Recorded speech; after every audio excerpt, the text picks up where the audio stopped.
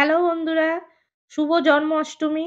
তো দেখো জন্মাষ্টমী উপলক্ষে আমি গোপালের জন্যে কি খাবার বানিয়েছি। এখানটায় আছে তালের শুধু ক্ষীর, মাখানার ক্ষীর, সুজির হালুয়া, আর এখানটা তাল দিয়ে চাল দিয়ে সেটাও একটা ক্ষীর বানিয়েছি, ফুরুলি, মালপোয়া আর নারকোল নাড়ু।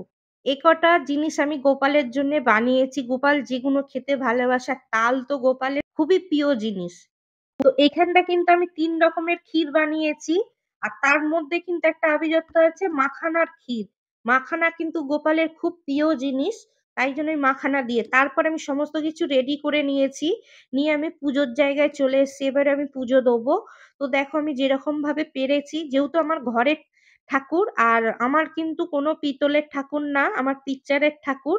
আর তোমরা দেখেছো আমি কোন জায়গায় পুজো দিয়ে, এর আগে আমি অনেকবার পুজো করেছি, তোমাদের দেখিয়েছি এই জায়গাটা। আর বলেছি দাদা খ্রিস্টান, আমি হিন্দু, দাদা তো আমাকে কোনো কিছুতে বারণ করেন। আমার বাড়িতে সব রকমই আমি পুজো করি, যেরকম পারি সেরকম ভাবে আমি পুজো করি। আমার পিচ্চারের পুজো করছি।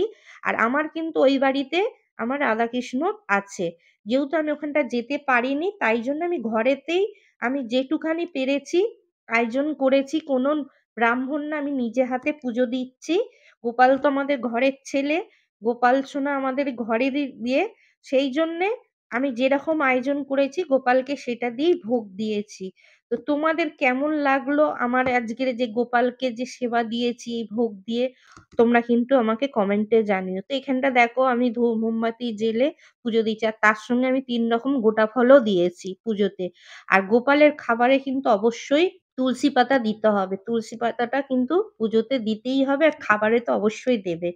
তো এই দেখো এখানটা আমি পুজো দিয়ে দিয়েছি, ভোগ দিয়ে দিয়েছি, সব ঠাকুরের কাছে দিয়ে দিয়েছি, ফুল টুল দিয়ে পুজো দেওয়া হয়ে গেছে। দেখেছো কইটুখানি জায়গার মধ্যে আমি ভোগটা দিয়েছি সাজিয়ে গুছিয়ে।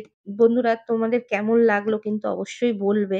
তো বন্ধুরা এখানটা আরো কি প্রয়োজন ছিল গোপালের জন্যে তোমরা অবশ্যই কমেন্টে জানাবে।